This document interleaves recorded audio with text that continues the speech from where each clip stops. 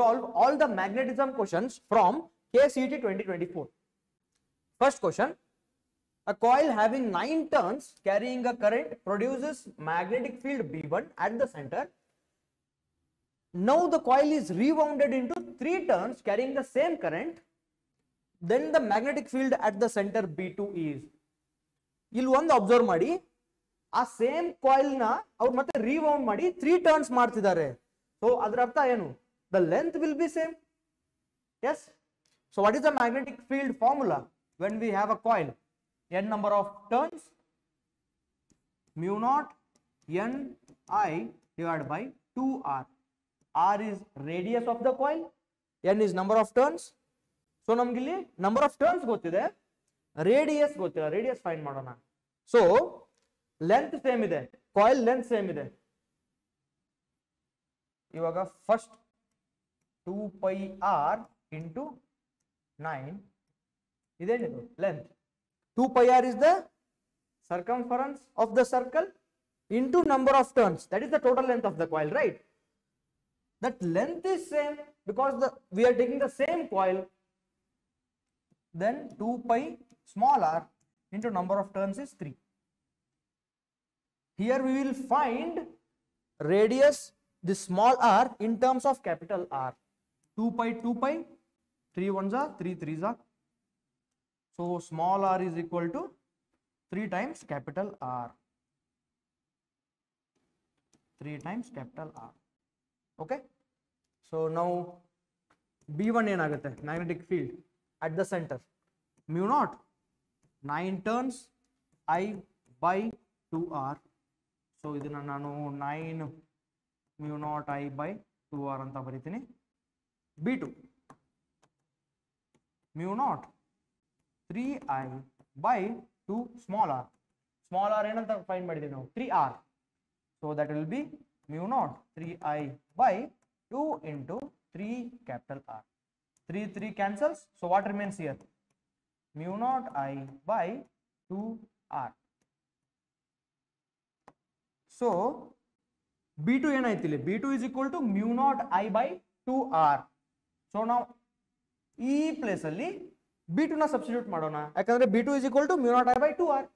So what will our B1 be then? 9 into B2. 9 into B2. So what we want? We want B2, right? So B2 is equal to B1 by 9. So the answer is A. ಅರ್ಥ ಆಯ್ತಾ? Easy only. So what you have to remember in this question? You have to remember that coil's length will be same. So ಅದರಿಂದ ನೀವು ಈಸಿಯಾಗಿ find ಮಾಡಬಹುದು B1 and B2 ನ. So next question. A particle of specific charge Q by M equal to pi coulomb per kg is projected the origin towards the positive x-axis with the velocity 10 meter per second in a uniform magnetic field B equal to minus 2 k cap t Tesla. The velocity of the particle after t equal to 1 by 12 seconds is. So ಇಲ್ಲಿ ನೋಡಿ, magnetic field ಯಾವ ಕಡೆ ಇದೆ? minus k cap, minus 2 k cap ಅಂದ್ರೆ x axis, y axis, z axis.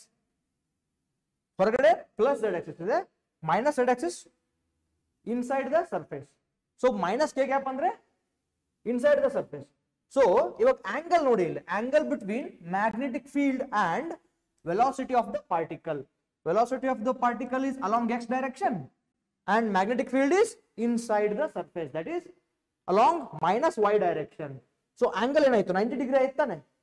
ಈ ತರ ಆದ್ರೆ 90 degree ಆಯ್ತಾನೆ. ಇದು x ತಿಳ್ಕೊಳ್ಳಿ, ಇದು z ಅಂತ k ಅಂತ ತಿಳ್ಕೊಳ್ಳಿ, z. ಸೊ angle 90 ಡಿಗ್ರಿ ಆಯ್ತು. ಸೊ ನಮ್ಗೆ ಗೊತ್ತು angle between particles velocity and magnetic field 90 degree ದಾಗ ಏನಾಗುತ್ತೆ? ಸರ್ಕ್ಯುಲರ್ ಮೋಷನ್ ಮಾಡುತ್ತೆ. ಎಸ್, ಸರ್ಕ್ಯುಲರ್ ಮೋಷನ್ ಮಾಡಿದಾಗ ಇದು ಟೈಮ್ ಪೀರಿಯಡ್ ಏನಾಗುತ್ತೆ? What is the formula to find time period?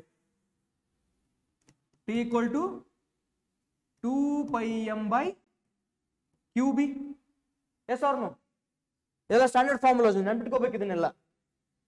So ಇಲ್ಲಿ ನೋಡಿ, ಇದೇನಿದೆ ಟೈಮ್ ಪೀರಿಯಡ್ ಯಾವುದಕ್ಕೆ? To complete one full circle. Yes or no? ಇವಾಗ ಪಾರ್ಟಿಕಲ್ ಎಕ್ಸ್ ಡೈರೆಕ್ಷನ್ ಅಲ್ಲಿ ಹೋಗ್ತಿದೆ, ಈ ತರ ಹೋಗ್ತಿದೆ, ಮ್ಯಾಗ್ನೆಟಿಕ್ ಫೀಲ್ಡ್ ಬಂತ ಅಂದ ತಕ್ಷಣ ಅದು ಸರ್ಕ್ಯುಲರ್ ಪಾತ್ ಟ್ರಾವೆಲ್ ಮಾಡುತ್ತೆ. So to complete one full circle ಇಷ್ಟು ಟೈಮ್ ತಗೊಳುತ್ತೆ. ಸೊ ಆ ಟೈಮ್ ಎಷ್ಟಾಗುತ್ತೆ ಚೆಕ್ ಮಾಡೋಣ ಇಲ್ಲಿ. 2 q by m, ಸೊ ಇದು 2 pi by pi into magnetic field ಎಷ್ಟಿದೆ 2 ಇಂಟು 2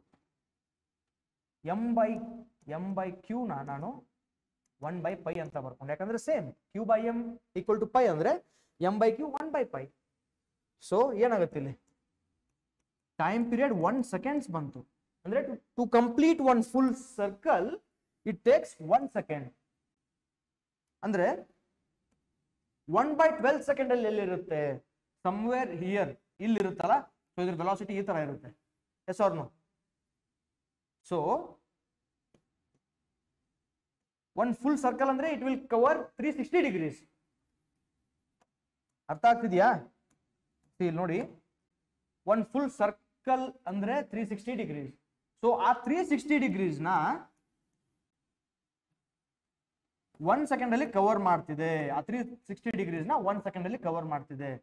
ಸೊ 1/12 ಸೆಕೆಂಡ್ ಅಲ್ಲಿ ಎಷ್ಟು ಡಿಗ್ರಿ ಕವರ್ ಮಾಡ್ತು? ಅರ್ಥ ಆಯ್ತಲ್ಲ? ಸೊ ಕ್ರಾಸ್ ಮಲ್ಟಿಪ್ಲಿಕೇಶನ್ ಎಷ್ಟಾಗುತ್ತೆ ಇದು? 360 into 1/12. So this will be 30, ಅಂದ್ರೆ 30 ಡಿಗ್ರೀಸ್. ಸೊ ಇಲ್ಲಿಂದ ಇನಿಷಿಯಲ್ ಆದ್ರೆ ಇಲ್ಲಿ ಬಂದಿರುತ್ತೆ ಪಾರ್ಟಿಕಲ್ 1/12 ಸೆಕೆಂಡ್ ಅಲ್ಲಿ. ಸೊ ಅದು 30 ಡಿಗ್ರೀಸ್ ಕವರ್ ಮಾಡಿರುತ್ತೆ. ಎಸ್. ಸೊ ಈ ತರ ಅದ್ರ ವೆಲಾಸಿಟಿ ಇದ್ರೆ ಇದ್ರ ಕಾಂಪೋನೆಂಟ್ಸ್ ಏನೇನಾಗುತ್ತೆ? ಇದೊಂದು ಮತ್ತೆ ಇದೊಂದು ಎರಡು ಬರುತ್ತೆ ತಾನೆ. So it's components will be v cap v vector equal to v, this is 30 degrees, v cos 30 degrees I cap plus v sin 30 degrees j cap. Yes. So velocity ಕೊಟ್ಟಿದ್ದಾರೆ ಅವರು, ಏನಂತ ಕೊಟ್ಟಿದ್ದಾರೆ? 10 metre per second.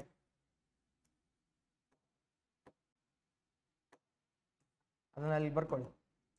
V common ತಗೊಳ್ಳೋಣ. 10 into cos 30 ಎಷ್ಟಾಯ್ತು? ಕಾಸ್ 30 ಎಷ್ಟು? √3/2 I cap plus sin 30 1/2 j cap. So ಇಲ್ಲಿ 2 common ತಗೊಂಡ್ರೆ so it will be 5 of 3 I cap plus j cap. ಏನಾಗುತ್ತೆ answer? So the answer is 5 of D. Correct ಅಲ್ಲ? ಅರ್ಥ ಆಯ್ತಲ್ಲ? 90 degrees ಇದ್ದಾಗ ಯಾವ್ದ್ರ ನಡುವೆ ಮ್ಯಾಗ್ನೆಟಿಕ್ ಫೀಲ್ಡ್ ಮತ್ತೆ ಪಾರ್ಟಿಕಲ್ ವೆಲಾಸಿಟಿ ಮಧ್ಯದಲ್ಲಿ 90 ಡಿಗ್ರೀಸ್ ಇದ್ದಾಗ ಅದು ಸರ್ಕ್ಯುಲರ್ ಮೋಷನ್ ಮಾಡುತ್ತೆ. ಆ ಟೈಮಲ್ಲಿ ನಮಗೆ ಟೈಮ್ ಪೀರಿಯಡ್ ಫೈಂಡ್ ಮಾಡೋಕೆ ಫಾರ್ಮುಲಾ ಗೊತ್ತಿದೆ 2πm/qb. ಅದರಿಂದ ನಮ್ಗೆ ಟೈಮ್ ಪೀರಿಯಡ್ ಗೊತ್ತಾಗುತ್ತೆ. ಸೊ ಟೈಮ್ ಪೀರಿಯಡ್ ಯಾವ್ದ್ರದ್ದು? To complete one full circle it takes 1 second. So ಅವರು 1/12 ಸೆಕೆಂಡ್ ಅಲ್ಲಿ ಅದ್ರ ವೆಲಾಸಿಟಿ ಕೇಳಿದ್ದಾರೆ. ಸೊ ಆ 1/12 ಸೆಕೆಂಡ್ ಕಂಪ್ಲೀಟ್ ಆದಾಗ ಅದು ಎಲ್ಲಿರುತ್ತೆ particle at this point? So what is the angle it covered? 30 degrees. ಈ ತರ ಫೈಂಡ್ ಮಾಡಬಹುದು. ಸೊ ಆಮೇಲೆ ಈ ಪಾಯಿಂಟ್ ಅಲ್ಲಿ ವೆಲಾಸಿಟಿ ಏನಾಗುತ್ತೆ? ವೆಲಾಸಿಟಿ ವೆಕ್ಟರ್ ಏನಾಗುತ್ತೆ?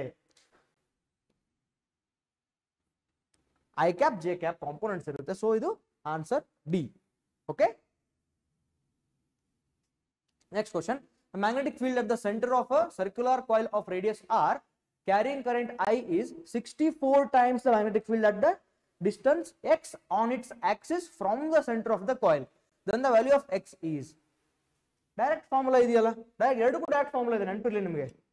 ಸೊ ಏನಾಗುತ್ತೆ magnetic field direct formula μ0I/2r is equal to, ಇದು ಯಾವ್ದ್ರ formula? Magnetic field at the centre of the circular coil of radius r carrying current I is, this is equal to 64 times the magnetic field at a distance x on its axis from the center of the coil.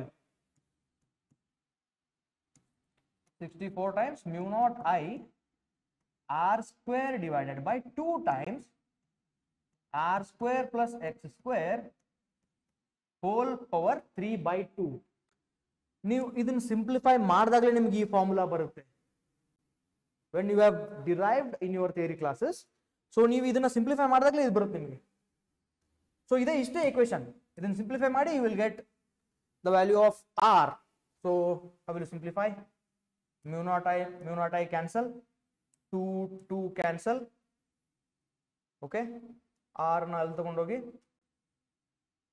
so it will be, see, r cube 64 r cube equal to r square plus x square whole power 3/2. okay, simple ಇದೆ ನೋಡಿ ಇಲ್ಲಿ 1/2. So ಇದನ್ನ 3 ನೇ ತಗೊಳ್ಳೋಣ. 3 numerator ಅಂದ್ರೆ ಇದು whole power 3 ಅಂತ. ಈ ಕಡೆ ಬಂದ್ರೆ ಅಂಡರ್ ರೂಟ್, ಕ್ಯೂಬ್ ರೂಟ್ ಆಗುತ್ತೆ. So cube root of 64 r cube equal to r square plus x square. So ಇದೇನಾಯ್ತು 4r, 4 cube is 64. this is equal to square root, ಈ ಕಡೆ ಬಂದ್ರೆ square equal to r square plus x square. 16r square equal to r square plus x square. ಇಲ್ಲಿ ನೋಡಿ ಈ r square ಈ ಕಡೆ ತಗೊಂಡ್ಬನ್ನಿ. so it will be 15r square equal to x square. so we have to find x, right? so x is equal to under root 15 into r. ಅರ್ಥ ಆಯ್ತಲ್ಲ? Direct formula based. ನೀವು formula ಗೊತ್ತಿದ್ರೆ ಆರಾಮಾಗಿ solve ಮಾಡ್ಬೋದು. So r under root 15. ಅರ್ಥ ಆಯ್ತಾ? Easy. Next, magnetic hysteresis is exhibited by dash magnetic materials, ferromagnetic materials. ಯಾಕೆ? see, paramagnetic, diamagnetic, they will only exhibit magnetic field when an external magnetic field is applied. ಅಂದ್ರೆ ಇವಾಗ para ಮತ್ತೆ diamagnetic materials ಇದಾವೆ, ಅವು magnetic field ನ exhibit ಮಾಡುತ್ತೆ ಯಾವಾಗ external magnetic field ನೀವು ಅದಕ್ಕೆ ಕೊಟ್ಟಾಗ. ನೀವು ಯಾವಾಗ ಅದರಿಂದ ಎಕ್ಸ್ಟರ್ನಲ್ ಮ್ಯಾಗ್ನೆಟಿಕ್ ಫೀಲ್ಡ್ ರಿಮೂವ್ ಮಾಡ್ತೀರಾ ಈ ಎರಡೂದ್ರಲ್ಲೂ, ಆವಾಗ ಅವು ಮ್ಯಾಗ್ನೆಟಿಕ್ ಫೀಲ್ಡ್ ನ ಎಕ್ಸಿಬಿಟ್ ಮಾಡಲ್ಲ, ಮ್ಯಾಗ್ನೆಟಿಕ್ ಫೀಲ್ಡ್ ನ ರಿಟೈನ್ ಮಾಡ್ಕೊಳ್ಳಲ್ಲ ನೀವು ಎಕ್ಸ್ಟರ್ನಲ್ ಮ್ಯಾಗ್ನೆಟಿಕ್ ಫೀಲ್ಡ್ ನ ರಿಮೂವ್ ಮಾಡಿದಾಗ. ಸೊ ಫೆರೋಮ್ಯಾಗ್ನೆಟಿಕ್ ಮಟೀರಿಯಲ್ಸ್ ಹೆಂಗಪ್ಪ ಅಂದ್ರೆ, when you give an external electric field, they will external magnetic field, not electric field, magnetic field, ನೀವು ಮ್ಯಾಗ್ನೆಟಿಕ್ ಫೀಲ್ಡ್ ಫೆರೋಮ್ಯಾಗ್ನೆಟಿಕ್ ಮೆಟೀರಿಯಲ್ಗೆ ಕೊಟ್ಟು ಆಮೇಲೆ ರಿಮೂವ್ ಮಾಡಿದಾಗ ಸ್ವಲ್ಪ ಮ್ಯಾಗ್ನೆಟಿಕ್ ಫೀಲ್ಡ್ ನಾವು ರಿಟೈನ್ ಮಾಡ್ಕೊಳ್ತಾವೆ.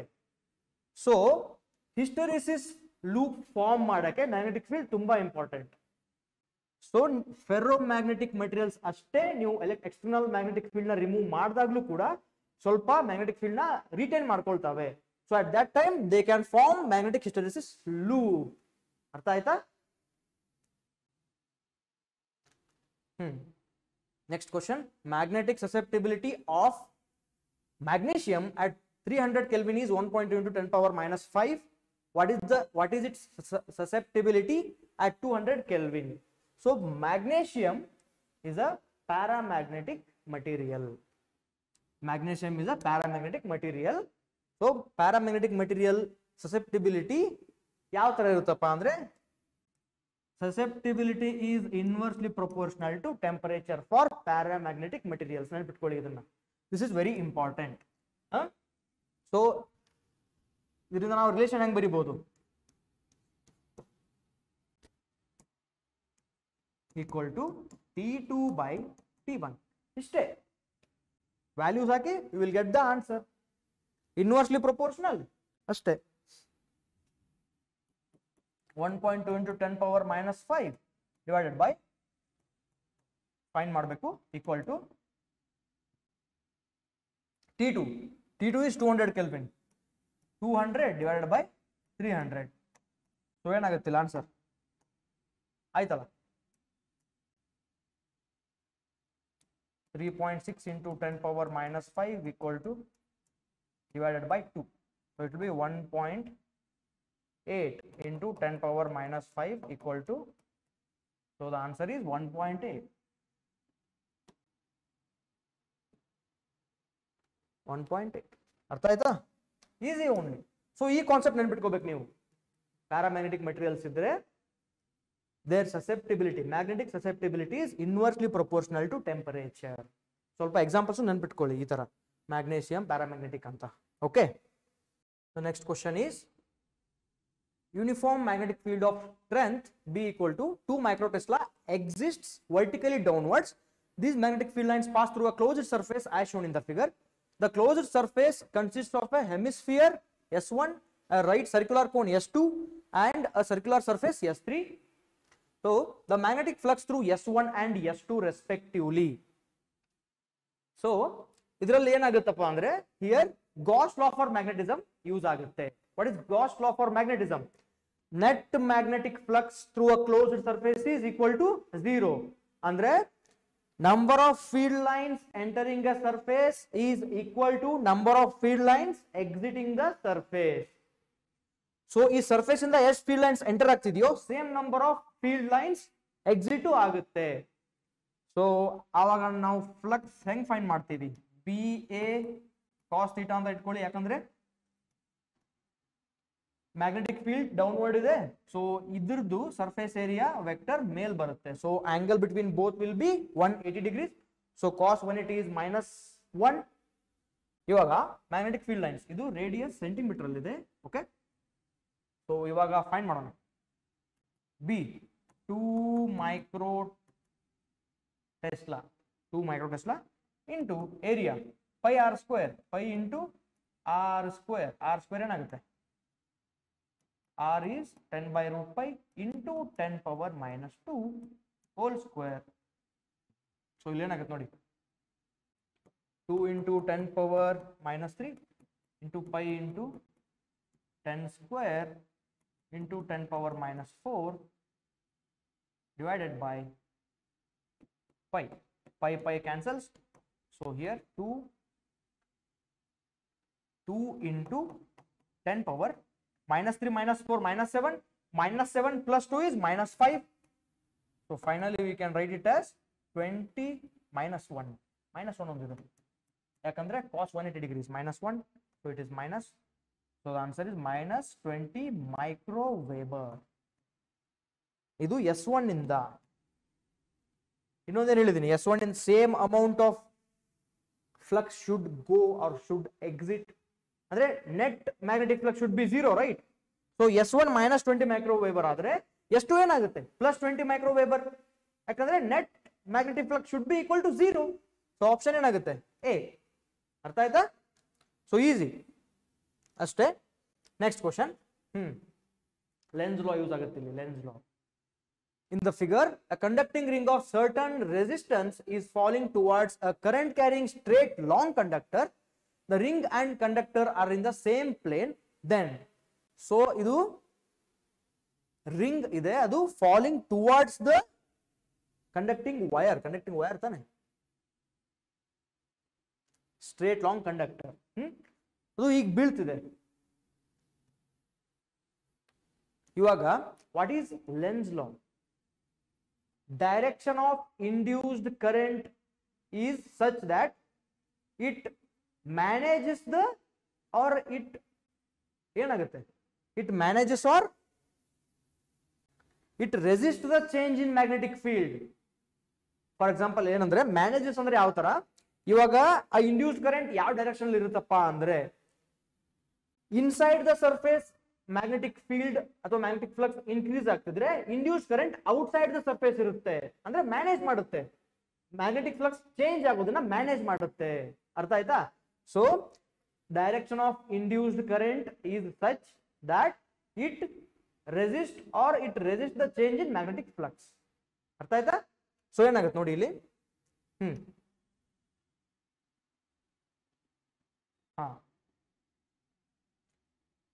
ಕರೆಂಟ್ ಈ ಡೈರೆಕ್ಷನ್ ಹೋಗ್ತಿದ್ದಾರೆ, ಮ್ಯಾಗ್ನೆಟಿಕ್ ಫೀಲ್ಡ್ ಔಟ್ಸೈಡ್ ಇದೆ. ಅಂದ್ರೆ ಔಟ್ಸೈಡ್ ಮ್ಯಾಗ್ನೆಟಿಕ್ ಫೀಲ್ಡ್ ಇನ್ಕ್ರೀಸ್ ಆಗ್ತಿದೆ. ಸೊ ನಮಗೆ ಇಂಡ್ಯೂಸ್ಡ್ ಕರೆಂಟ್ ಇನ್ಸೈಡ್ ಬೇಕು ಮ್ಯಾನೇಜ್ ಮಾಡಕ್ಕೆ, to balance the magnetic flux. So ಅದಕ್ಕೆ ಕೆಳಗಡೆ ಬೀಳ್ತಿದೆ ಅಂದ್ರೆ induced current is clockwise. ಇವಾಗ ಕಂಡಕ್ಟರ್ ಈ ತರ ಹೋಗ್ತಿದೆ, ಅಂದ್ರೆ ಕರೆಂಟ್ ಈ ತರ ಹೋಗ್ತಿದೆ, magnetic field outside the surface. ಈ ತರ magnetic field outside the surface ಅಂದ್ರೆ ನಮ್ಗೆ induce current inside the surface ಬೇಕು. ಅವಾಗ ಏನಾಗುತ್ತೆ? Induced current is clockwise. Induced current is clockwise. Clockwise ಅಂದ್ರೆ ಇನ್ಸೈಡ್ ಆಗುತ್ತೆ, ಸೊ ಬ್ಯಾಲೆನ್ಸ್ ಆಗುತ್ತೆ. ಅರ್ಥ ಆಯ್ತಾ? ಲೆನ್ಸ್ ಲಾ ಅಪ್ಲಿಕೇಶನ್ ಇದು ಅಷ್ಟೇ. Okay, next question. An induced current of 2 amps flows through a coil. The resistance of the coil is 10 ohms. What is the change in magnetic flux associated with the coil in 1 microsecond? Change in magnetic flux ಅಂದ್ರೆ ಏನು ತಿಳಿಯಲು ಬರುತ್ತೆ ನಿಮಗೆ? Faraday's law of electromagnetic induction ಏನು ಹೇಳುತ್ತೆ ಅದು? Induced EMF is equal to or directly proportional to change in magnetic flux. Change in magnetic flux. ಇದು ಯಾವುದು? Faraday's law of electromagnetic induction. Faraday's law of electromagnetic induction. So EMF ಇದು. We can even write this E as IR equal to d phi by dt. Resistance ಕೊಟ್ಟಿದ್ದಾರೆ, current ಕೊಟ್ಟಿದ್ದಾರೆ. 2 into 10 equal to d phi. ನಾವು ಇದನ್ನೇ find ಮಾಡಬೇಕು. dt ನೂ ಇದೆ. d phi by dt 1 microsecond. So ಇಲ್ಲಿ ಏನಾಗುತ್ತೆ? d phi equal to 2 into 10 into 10 power minus 3. So it is 2 into 10 power minus 2. What is the answer? Easy. Faraday's law of magnetic induction ಅಷ್ಟೇ use ಆಗುತ್ತೆ ಇಲ್ಲಿ. ಯಾವುದಕ್ಕೆ? Change in magnetic flux ಅಂತ ಬಂದ್ರೆ. Okay, next question. A square loop of side length A is moving away from an infinitely long current carrying conductor at a constant speed V as shown. Let X be the instantaneous distance between the long conductor and side AB. The mutual inductance of the square loop long conductor pair changes with time t according to which of the following graph? Simple ಆಗಿ ಹೇಳ್ತೀನಿ ನೋಡಿ. Magnetic field due to infinite wire or conductor ಏನಿದೆ formula? B infinite wire ಏನಿದೆ? mu naught I by 2 pi x at point x. So ಈ x ಹೋಗ್ತಿದೆ with velocity v. ಈ x ಇಲ್ಲಿದ್ರೆ ಯಾವಾಗ x 0 ಇದ್ದಾಗ, x 0 ಇದ್ದಾಗ ಮ್ಯಾಗ್ನೆಟಿಕ್ ಫೀಲ್ಡ್ ಏನಾಗುತ್ತೆ? Magnetic field tends to infinity. x 0 ಇದ್ದಾಗ magnetic field tends to infinity. Magnetic field tends to infinity ಆದ್ರೆ ಫ್ಲಕ್ಸ್ ಕೂಡ tends to infinity. Yes or no? Flux ಕೂಡ tends to infinity. Flux infinity ಆದ್ರೆ mutual induction infinity ಆಗುತ್ತಾನೆ, because mutual induction is pi by I. Mutual induction infinity ಆದ್ರೆ ಈ graph ಅಲ್ಲಿ ಯಾವ್ದು mutual induction ಇನ್ಫಿನಿಟಿಗೆ ಹೋಗ್ತಿದೆ? A option. ಇಲ್ಲ ನಿಮಗೆ ಮ್ಯಾಥಮೆಟಿಕಲಿ ನೀವು ಪ್ರೂವ್ ಮಾಡಬೇಕು ಅಂದ್ರೆ you can prove like this. ಒಂದು ಸ್ಮಾಲ್ ಪೋರ್ಷನ್ ತಗೊಳ್ಳಿ. ಸೊ ಈ portion due to this infinitely long conductor, ಈ ಪಾಯಿಂಟ್ ಮೇಲೆ ಎಷ್ಟು ಫೀಲ್ಡ್ ಇದೆ ಫೈಂಡ್ ಮಾಡಿ. ಸೊ ಈ ತರ ಈಕ್ವೇಶನ್ ಬರುತ್ತೆ, ಅದನ್ನು ಹೇಳ್ತೀನಿ ನಿಮಗೆ ಬೇಕಿದ್ರೆ. ಈ ತರ ಈಕ್ವೇಶನ್ ಬರುತ್ತೆ. mu naught I by 2 pi z ಅಂತ ತಗೊಳ್ಳೋಣ. ಈ ಪಾಯಿಂಟ್ ನ z ಅಂತ ತಗೊಳ್ಳೋಣ. ಓಕೆ, ಸೊ ನೀವು ಫ್ಲಕ್ಸ್ ಫೈಂಡ್ ಮಾಡಿ. Flux is b into dA. So ಇದೊಂದು ಪೋರ್ಷನ್ ನ ತಗೊಂಡು ಮ್ಯಾಗ್ನೆಟಿಕ್ ಫೀಲ್ಡ್ ಆಲ್ರೆಡಿ ನಾವು ಫೈಂಡ್ ಮಾಡಿದ್ವಿ. mu naught I by 2 pi z. So area small portion dz ಅಂತ ತಗೊಳ್ಳಿ. dz ಇದ್ರ ಲೆಂತ್, ಇದು a ಆಗುತ್ತೆ. ಸೊ ಇದೇನಾಗುತ್ತೆ ಇಲ್ಲಿ? dz into a. Okay,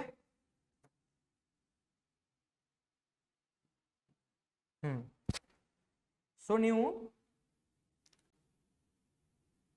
you are finding flux for this entire, through this entire square. So ಎಲ್ಲಿಂದ ಎಲ್ಲಿ ನೀವು limits add ಮಾಡಬೇಕು? ಇದು x ತಾನೆ.